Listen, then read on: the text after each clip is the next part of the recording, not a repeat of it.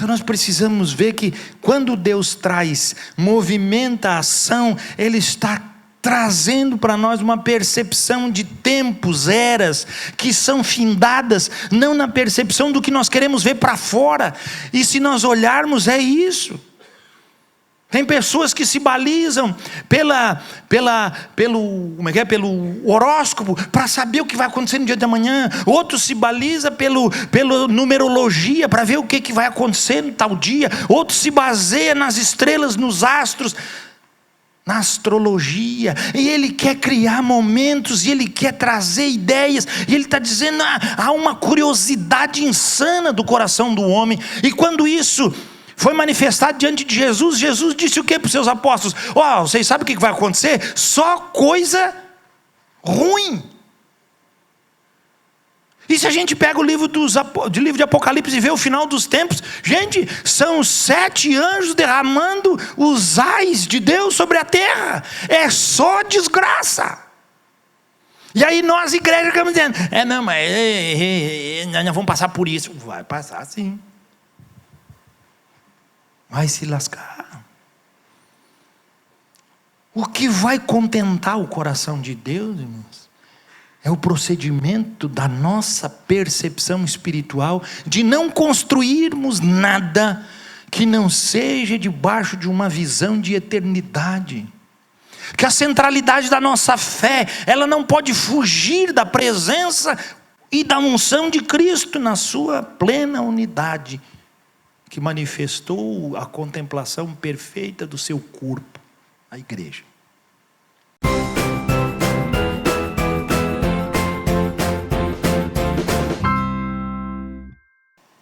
Jesus aqui está tendo um tempo muito particular com seus discípulos. A Bíblia, aqui no Evangelho de Marcos, relata, Pedro, Tiago, João e André.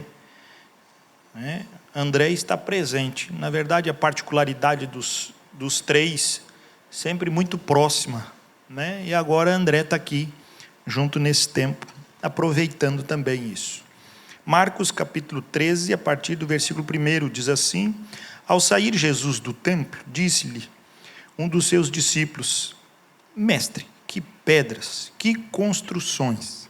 Mas Jesus lhe disse: Vês estas grandes construções?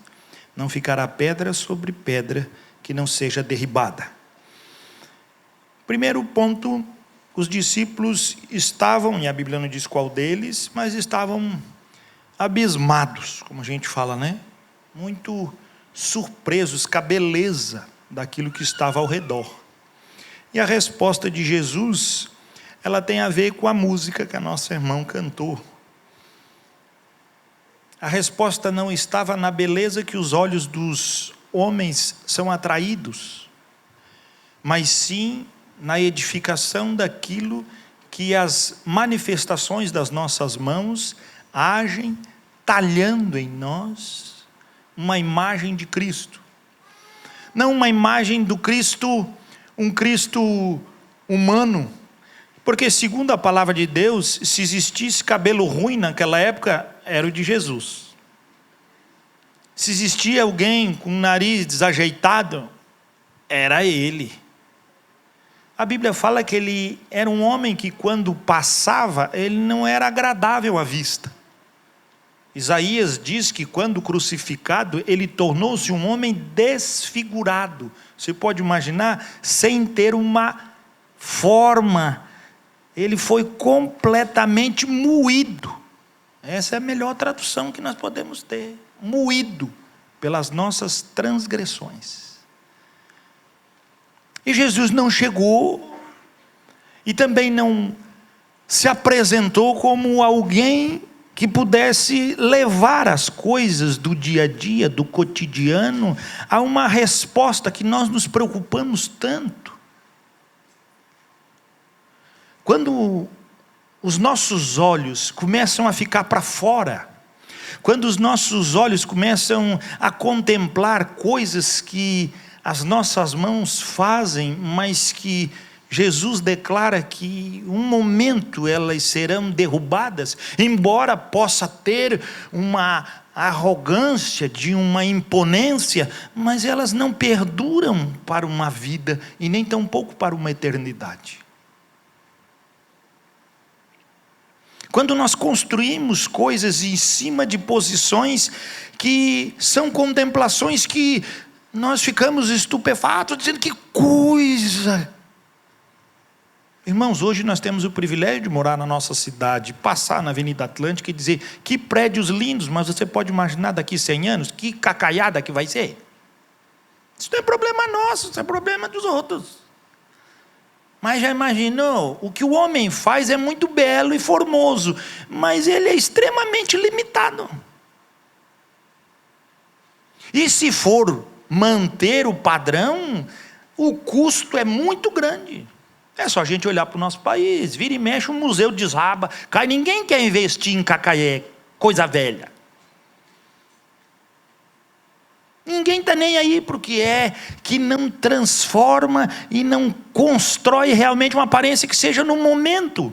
E aí quando nós olhamos esse discípulo que andava com o mestre, estava alegre, mas estava resumidamente trazendo um conceito do qual o seu coração assim tinha percebido naquele momento, de uma coisa extremamente simples e extremamente limitada. Uma beleza que estava prestes a acabar. E Jesus, quando fala para eles, disse: olha, vocês vão ver aqui, que isso aí não vai ficar pedra sobre pedra. Não vai demorar tanto tempo assim, não. Às vezes colocamos no nosso coração e desgraçamos nossa vida porque temos um nariz um pouquinho maior. Achamos ruim porque somos pequenos, achamos ruim porque somos grandes, achamos ruim porque somos gordinhos, achamos ruim porque somos magrinhos, mas achamos ruim para tudo. Enquanto que a palavra do Senhor está dizendo que isso não edifica nada e não vai sustentar pedra sobre pedra. Embora você seja a coisa mais bela do mundo, é só dar um tempinho, uma geração, 40 anos depois você já viu que aquela beleza toda já não é mais assim. Já começa a criar papada. O cara vai dar tchau, é 3 mãos abanando, aqui uma, aqui outra e aqui outra. Aquele schlac, plac, plac, schlac, plac, plac, schlac, plac, plac. O cara disse: ui, que ganhei um aplauso. Não, o irmão deu um tchauzinho. Oi, Kátia. Nós ficamos imaginando um monte de coisas, mas o tempo vai mostrando para nós que não adianta colocar e edificar pedras que são derribadas. Não adianta. E o versículo 3 diz: no Monte das Oliveiras, de fronte do templo, achava-se Jesus assentado, quando Pedro, Tiago e João e André lhe perguntaram em particular: dize-nos quando sucederão estas coisas, e que sinal haverá quando todas elas estiverem para cumprir-se? Qual era a pergunta deles? Quando que esse templo, essa maravilha que os nossos olhos estão contemplando de frente, embora estavam no jardim, é o que diz a narração, contemplando aquela magnitude de construção, e eles dizem: mas quando vai acontecer isso, Senhor? Por que vai acontecer isso? Às vezes a gente diz: por que Deus me fez assim? Por que eu tenho esses pensamentos? Por que o meu coração é assim? Por que eu demoro tanto para tomar atitude? É porque a nossa tendência é ser um monumento de aparência e não um monumento de transformação. Porque o monumento de aparência, ele apenas pratica um respeito que manifesta um comum. Enquanto que uma ação de Deus, ela vai muito além disso. Ela transforma os nossos atos, não por atitudes que estão ao nosso redor, mas transforma os nossos atos pela convicção de que isso é uma obediência à palavra. Isso é o que precisa ser feito. Assim como o Senhor Jesus. Eu não vejo em nenhum texto e em nenhum momento Jesus usando uma referência a si, física.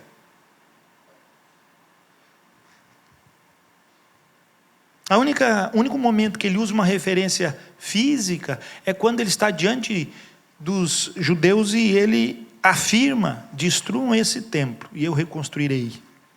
E mesmo assim nós depois ficamos sabendo, porque João no Evangelho, o evangelista diz que ele falou isso para mostrar que ele morreria e em 3 dias depois ele ressuscitaria. Então ele não estava falando do que era aparente, ele estava falando do homem interior.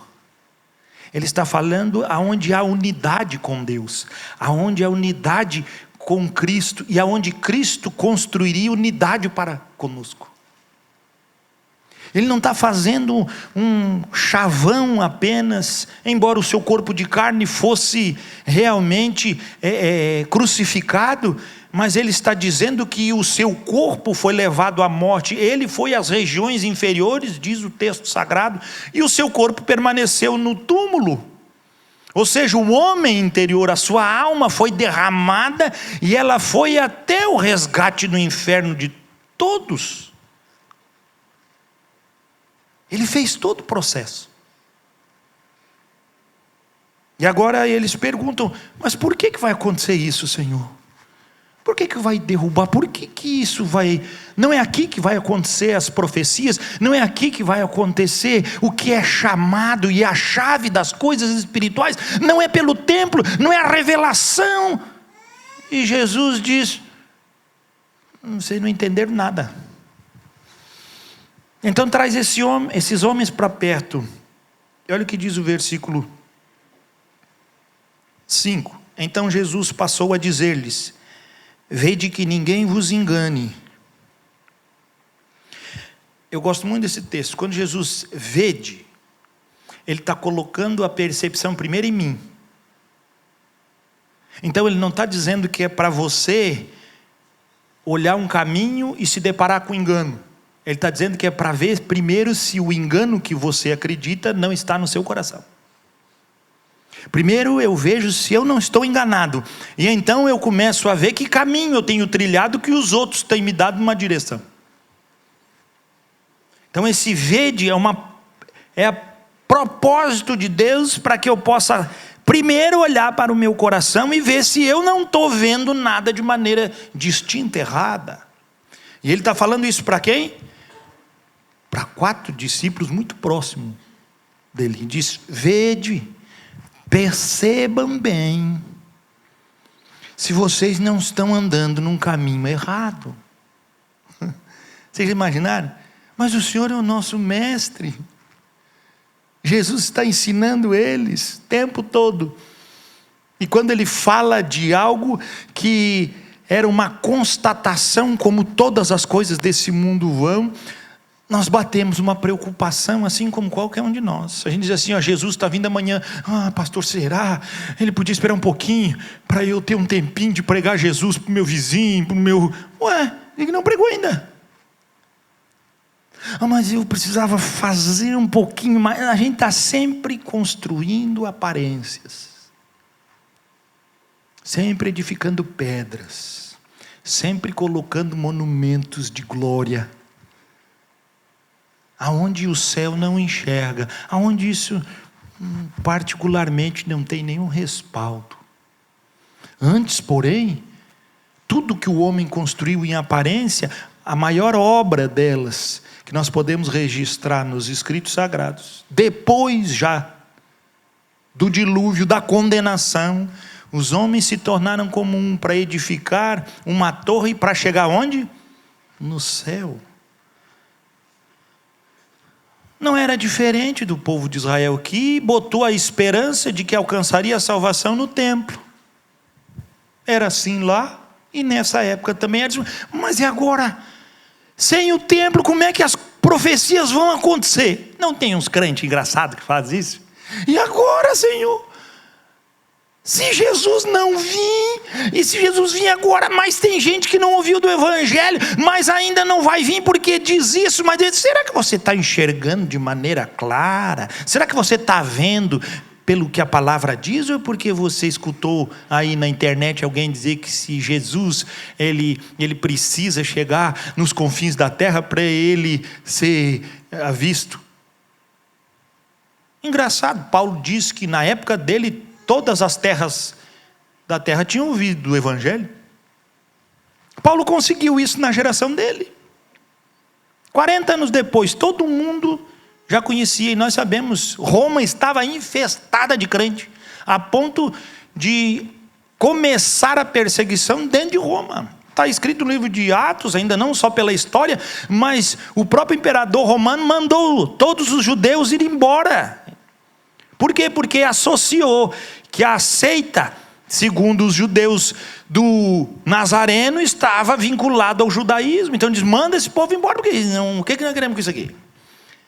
Era crente para todo lado. E Jesus veio. Ah não, mas precisava construir o templo.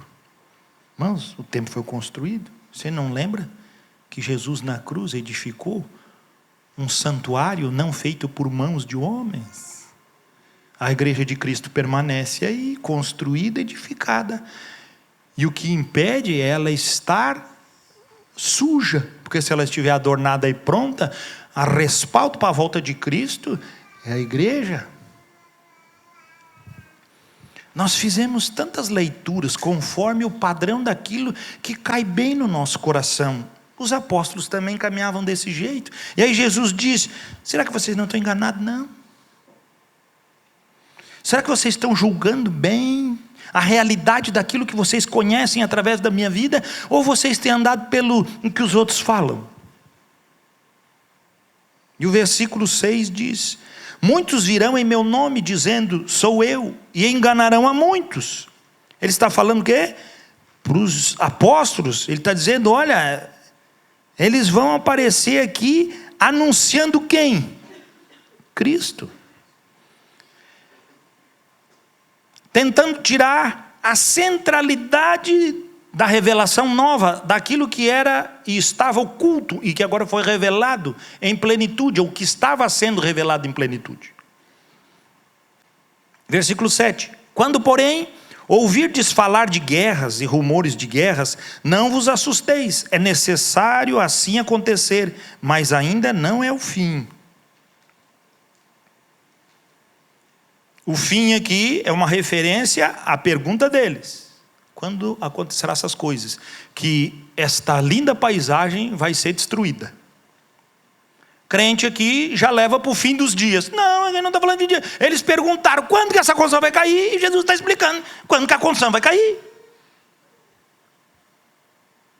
Tem crente, mas tão espiritual, que ele deturpa a palavra do Senhor. Com sentido de trazer para nós conhecimento. Irmãos, conhecimento não se discerne a palavra de Deus. A Bíblia diz que a palavra é discernida com o Espírito Santo, porque Espírito discerne Espírito. A palavra de Deus não é para ser entendida apenas como ditames diversos que se colocam dentro de um padrão. Esse fim está respondendo ali. Ele diz que os discípulos passariam por tempos de rumores de guerra. Vai acontecer um furdunço aqui em Roda, mas vocês fiquem tranquilos. Isso é normal, não se apavorem. E aí diz mais. Versículo 8. Porque se levantará nação contra nação e reino contra reino. Haverá terremotos em vários lugares e também fomes, o que aconteceu no ano 50, o que nós vimos no próprio livro de Atos, no ano 40, 45, o próprio Ágabo profetizando que haveria uma grande fome, aonde? Na Judéia. E assim ocorreu. Jesus já estava dizendo, junto com os discípulos, que aquela região sofreria abalos. 53, vai lá olhar e pesquisar, um dos maiores terremotos aconteceu na região. Tudo que Jesus fala aqui acontece. Pastor, mas eu não sabia. Cuidado com o que você guardou no coração. Cuidado com a lente que você está usando, que não é uma lente de um devocional diante de Deus, de um coração quebrantado, esperando que Deus venha realmente te moldar como um vaso. Você fica aí zapeando e procurando tudo que é assunto que é interessante para o seu coração. Isso não te aproxima de Deus, isso te distancia da verdade. Porque tem muitas palavras estupendamente bonitas, boas na internet, mas tem um monte de heresia. Eu acho que 90% delas são heréticas. Mas se botar o fim do mundo, os crentes já ficam tudo oriçado. Jesus está vindo. Aí já começa tudo a ficar que parece que vão sair pelas coisas. Mas a gente tem, irmãos, a gente tem que estar pronto para aquele dia. A Bíblia diz que nós temos que estar verdadeiramente debaixo do caminho daquele que é guardado e debaixo do caminho do que vigia. E não caminhando. E não aguçando o nosso coração e trazendo para nós uma lista de coisas que precisamos fazer. Eu tenho tanta coisa para acertar na minha vida e ainda não acertou? Quando Jesus vir, fica tranquilo, você não vai precisar acertar a tua vida. Jesus acerta tu, mas vai dar uma acertada bem no meio da testa. É uma só. Porque não tem mais o que acertar. E aí você pode dizer, mas então pode ser que Jesus venha amanhã. Não, pode ser que amanhã uma jamanta passe por cima de você. E Jesus veio para ti. E quando tu vê a jamanta, dizer, já vai, minha cara. Câmera lenta, slow motion. Alguém tem que rir. Você menosprezou e riu de Deus a vida toda. É porque quando a gente não se coloca debaixo daquilo que é, estamos debaixo de uma lente de engano, e essa lente um dia vai ser quebrada e nós vamos ver a realidade. E o mais duro, irmãos, é que a palavra afirma que o povo de Israel permanece sobre eles um véu, mas nós, que somos o templo vivo, a habitação do Espírito, o Deus vivo habita em nós, e nós precisarmos de véu para caminhar a vida, ou termos véu na nossa vida, isso é uma vergonha, isso é impossível no meu coração. Porque os que permanecem com o véu não conhecem o Senhor transfigurado. Não conhecem o rosto do Jesus. Não com os olhos dos homens, mas o lindo rosto, os olhos que queimavam o coração dos pecadores e arrebatavam para um arrependimento. Palavras que saíam de sua boca e entravam como flechas vivas, rompendo corações. Esse Jesus era maravilhoso. Ele permanece sendo ontem, hoje e o será eternamente. A mesma glória e maravilha. E o finalzinho do versículo 8 diz, estas coisas são o princípio das dores. Gente, é só, você sabe aquela dorzinha de parto? É só aqueles, para, aí vai dar o segundo espasmo dali 15 minutos. Porque ele usa o princípio de dor aqui, é o parto. E a mulher começa a dar, 3 em 3 horas, começa a dar uma contração. Daqui a pouco começa meia hora. Daqui a pouco de 15 minutos. Daqui a pouco está lascada, é uma atrás da outra. Aí o cabeçudo aparece, cabeçudinha, vem tudo. Desce as tripas, rinha, bexiga, vem tudo agarrado. Por quê? Porque é hora de botar para fora. É hora de nascer. E quando ele está dizendo, esse tremor, fome, essas coisas, gente, não fica abalado. Fique sossegado, isso é só as primeiras contrações. É só o principal. Só a introdução. 9. Estai vós de sobreaviso. Vocês estão sabendo. Ele está falando direto para os apóstolos. Porque vos entregarão aos tribunais e às sinagogas. Fizeram isso com eles. Fizeram com todos eles. Sereis açoitados e vos farão comparecer à presença de governadores e reis por minha causa, para lhes servir de testemunho. Vocês estão entendendo? Vocês vão ser testemunha daquilo que eu estou dizendo. 10. Mas é necessário que primeiro o evangelho seja pregado a todas as nações. Na era apostólica. Ele está falando isso para quem, gente? Mudou o assunto aqui, Jesus? Ele está usando outra referência. Ele está falando o quê? Que o templo seria destruído e que as coisas as tomariam a coisa. E Paulo depois fala no ano 55, que já tinha o evangelho tomado os cantos do mundo. E a preocupação de Paulo estava onde? Ele queria, disse, quando eu for em Roma visitar vocês, está lá na carta aos Romanos, vocês vão me arrumar um dinheirinho aí, me abençoar e vão me mandar para a Espanha. Nós vamos para o final do mundo. Vai que o evangelho não chegou lá, porque eu não quero mais pregar, Paulo está dizendo, não quero mais pregar em fundamento de outros, já outros pregaram. O evangelho já chegou.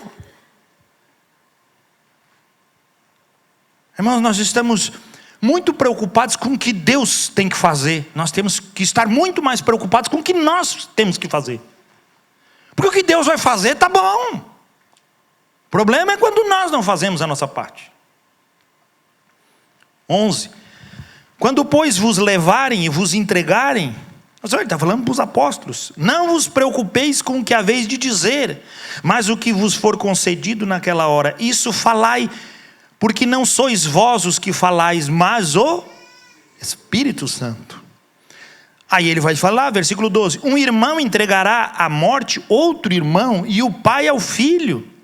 Filhos haverá que se levantarão contra os progenitores e os matarão. Ele está dizendo, vocês vão ver isso. Vocês são apóstolos, vocês vão ver filho se levantando contra pai, filho matando pai. Vocês vão ver isso acontecer. Versículo 13. Sereis odiados de todos por causa do meu nome. Aquele, porém, que perseverar até o fim, esse será salvo. Novamente ele está dizendo que aquele que perseverar dentro dessa resposta que vocês estão dizendo, olha aí, vocês vão ver coisas que vocês não imaginaram. Vocês vão ser testemunhas, mas fiquem tranquilos, a resposta será dada pelo Espírito Santo. A manifestação virá pelo Espírito Santo. Ou seja, tudo aquilo que ele estabeleceu que assim aconteceria, ela iria acontecer. E então, nós sabemos muito bem que Daniel capítulo 9, ele fala de um homem e de um tempo de desolação. Ele fala que nesse tempo, então, a ação do culto seria invadida, como assim Daniel profetizou e depois aconteceu. Quando Antíoco Epifânio invadiu o templo, sacrificou uma porca, profanando completamente o templo, gerenciando o coração dos judeus em uma revolta pelos irmãos macabeus. Judas Macabeus é que era o que levou isso a contento, embora seu irmão começou, ele deu cabo, terminou, e fizeram uma grande revolta lá. Eles até hoje celebram a festa do Purim, tempo da libertação. Então, quando se falava em abominável e tempo da desolação, o judeu já entendia que era uma afronta feita para o templo. Olha o que acontece, versículo 14. Quando, pois, virdes o abominável da desolação, situado onde não deve estar, quem lhe entenda. Ou seja, quando o templo ele não tiver mais utilidade nenhuma, e dentro da condição do templo, os sacrifícios, os rituais forem apenas uma condição, ela será tão fora do padrão de Deus, tão desvirtuada, que era também da mesma forma quanto o Antíoco Epifânio, o desolação, trouxe lá como referência na época da profecia de Daniel. Ou seja, Jesus está dizendo para eles, olha, não adianta ter uma estrutura bela, formosa, linda, tudo, quando a intenção do culto não é mais a mesma. Ele faz a mesma referência, principalmente com a ordem do culto no livro de Malaquias. Ele diz, quando as pessoas se aproximavam do culto, mas o coração delas já não estava mais ali para servir. Elas perguntavam, por que, Deus? Por que o senhor está reclamando das nossas ofertas? Eu disse, não, estou reclamando. Vocês acham que eu estou reclamando? Eu não vou reclamar, vocês me dão um bicho cego, um coxo, um aleijado. Vai e oferece para o governador da cidade de vocês. Se ele não reclamar, eles vão ver. Ele disse, não, mas para o governador você leva coisa boa. Quando o coração não estava mais, não tinha mais nenhuma necessidade de rito. E o Senhor diz que isso também é um princípio de desolação. Que começa aqui. Então os que tiverem, aonde? Ele estava falando dos discípulos para quê? Até o versículo 13.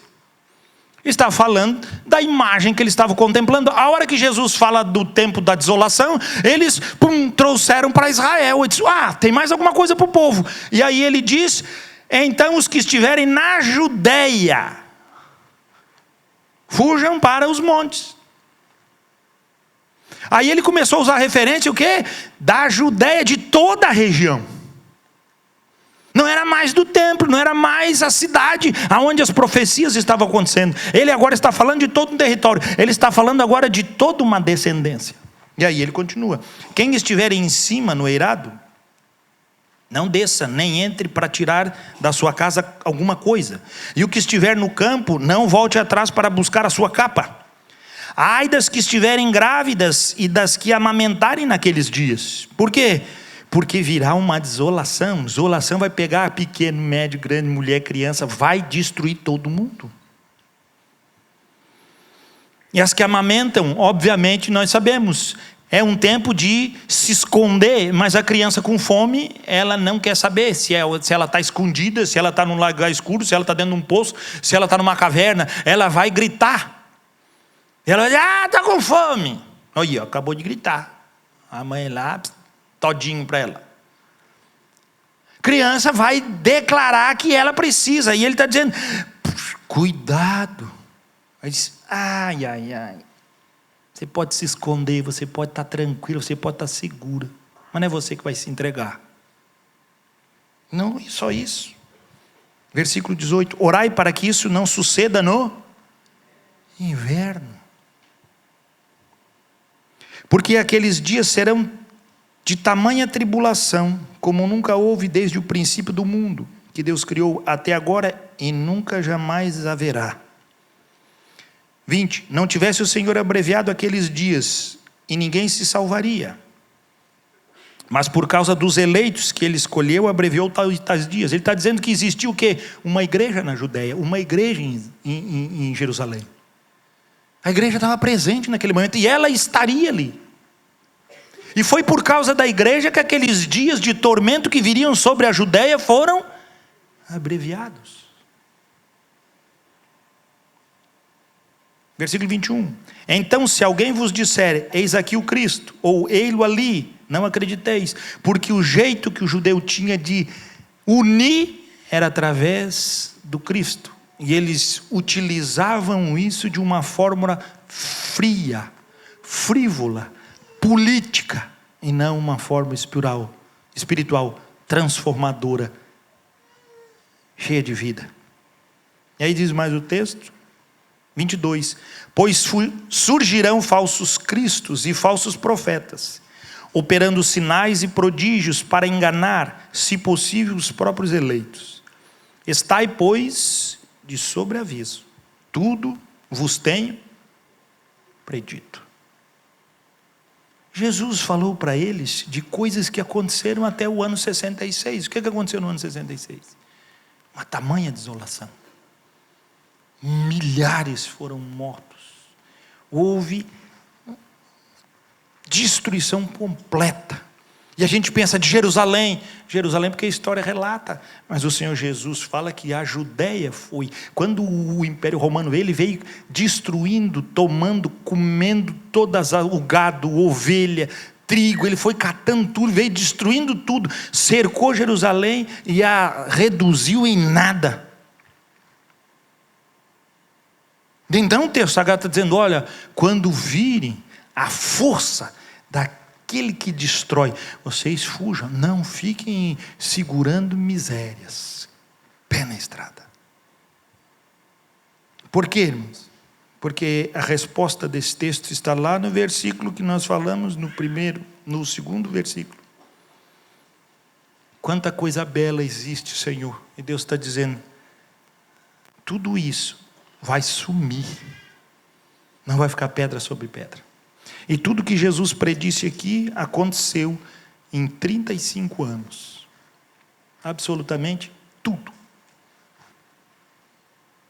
Esses discípulos. João mesmo contemplou tudo isso. Pedro, André, segundo a tradição, ele morre no ano de 76. Muito tempo depois. Viajando pelo mundo, pregando o Evangelho. Nós começamos a ver que o único que perde toda essa percepção aqui é Tiago, que é morto logo em seguida. Pedro morre em 65, em Roma, crucificado de cabeça para baixo, é o que conta a tradição. Então nós precisamos ver que quando Deus traz, movimenta a ação, Ele está trazendo para nós uma percepção de tempos, eras, que são findadas, não na percepção do que nós queremos ver para fora. E se nós olharmos, é isso. Tem pessoas que se balizam pelo horóscopo para saber o que vai acontecer no dia de amanhã. Outros se balizam pela numerologia para ver o que vai acontecer no tal dia. Outros se baseiam nas estrelas, nos astros, na astrologia. E ele quer criar momentos, e ele quer trazer ideias. E ele está dizendo, há uma curiosidade insana do coração do homem. E quando isso foi manifestado diante de Jesus, Jesus disse o que para os seus apóstolos? Vocês sabem o que vai acontecer? Só coisa ruim. E se a gente pega o livro de Apocalipse e vê o final dos tempos, gente, são 7 anjos derramando os ais de Deus sobre a terra. É só desgraça. E aí nós, igreja, ficamos dizendo, nós vamos passar por isso. Vai passar sim. Vai se lascar. O que vai contentar o coração de Deus, irmãos, é o procedimento da nossa percepção espiritual de não construirmos nada que não seja debaixo de uma visão de eternidade. Que a centralidade da nossa fé, ela não pode fugir da presença e da unção de Cristo na sua plena unidade, que manifestou a contemplação perfeita do seu corpo, a igreja. Não existe outro meio, não existe outro método. É para nós a percepção de transformação, é para nós a percepção de igreja, de anunciar, é para nós a percepção de igreja, de casa, para fazermos as coisas que manifestem uma construção espiritual. É aqui que se manifesta o que é espiritual. É na junção do corpo que se manifesta o que é espiritual. É na soma das coisas que se manifesta o que é espiritual, e não o contrário. Nós queremos fazer um monte de coisas para que, como igreja, possamos apresentar para Deus. Não, irmão. As coisas espirituais, elas se forjam dentro da construção de atos do Espírito e manifestam espiritualmente, edificando a todos, sendo resposta a todo coração. A centralidade da fé é Cristo, a centralidade da mensagem é Cristo, a centralidade da nossa vida é Cristo. Não tem outro meio, não tem outro caminho, não tem outra conduta. Então nós não temos que deixar nada para trás. Edificamos nossas vidas e preparamos os fundamentos para que no dia da tempestade, quando Jesus disse numa das parábolas, que hoje pela manhã o pastor Fábio pregou sobre as parábolas, que Jesus pregava em parábolas por causa da dureza do coração das pessoas. Foi lá registrado isso em Isaías. Não, falar uma história que ninguém entende. Por quê? Porque ninguém quer ouvir. E o Senhor Jesus diz, olha, aquele que ouvir as minhas palavras e guardar, ele é como um prudente construtor, que ele cavou e lançou fundamentos. Irmãos, os fundamentos não são para cima e nem fora, para os outros ver. Esses fundamentos são casas construídas à beira da praia, que um dia o vento vai bater e vai lançá-la por terra. Como o templo. Os fundamentos de eternidade são onde as pessoas não veem. E a construção da eternidade está diante de Deus. A igreja na época aqui, apostólica, ela não tinha programa de rádio, ela não tinha programa de televisão. Ela não tinha nenhuma ação de aglomero, e ela entrava com uma vida tremenda. Hoje a igreja tem rádio, televisão, se liga a televisão, se tem que ficar desviando de tanto programa que tem, tudo que é pastor, tudo que é gente, todo mundo falando, e ninguém sabe nada do evangelho. Sabe por quê? Porque ninguém quer escutar. E Deus também não está perdendo tempo. Jesus não perdia tempo com quem não queria escutar lá atrás, está perdendo hoje. Mas para você que quer escutar, você precisa trazer o prumo da sua vida, a essência de Cristo, ao conceito óbvio, lógico, idealizador, no chamamento da identificação com a obra de Cristo. É por ela e nela que nós seremos edificados, caminharemos e teremos em nós a percepção dessa vida. Jesus, Ele não se omite em revelar todos os seus segredos nem as coisas que vão acontecer. A diferença é que nós omitimos, na maioria das nossas vezes, quando nós construímos o nosso mundo, quando nós edificamos as aparências da nossa condição, nós estamos dizendo para Deus: Senhor, fica aqui do ladinho contemplando as nossas obras, olha que coisa linda, olha só o que o teu povo fez, Jesus. E Jesus olha e diz: é bonito, mas não vai ficar pedra sobre pedra. E ele, quando está entrando em Jerusalém, logo depois, ele diz: quisera eu, ó Jerusalém, te colocar debaixo das minhas asas, assim como a galinha faz com os seus pintinhos. Sabe por que eu quero isso? Jesus, para que ela possa sentir o meu calor, desfrutar da minha presença e ser guardada por mim. Você pode pegar um pintinho fora, mas quero ver você pegar um pintinho debaixo das asas da choca. Você pode até tentar, e pode até pegar, mas que vai sair lanhado, vai. Porque ela pode correr para você, alguém pode atacar, mas quando a choca põe os filhos, ela dá a própria vida, mas ela não deixa ninguém tocar neles. Enquanto ela dorme bem estralada e alguns cochilinhos, os pintos debaixo das suas asas descansam tranquilamente, porque há um cuidado, há um calor, há uma provisão de Deus para nós. Jesus está para voltar, irmãos, e nós sabemos disso, mas nós temos sido sustentados pela provisão de Cristo? Ou temos levantado a nossa provisão todos os dias e temos apresentado para o Senhor?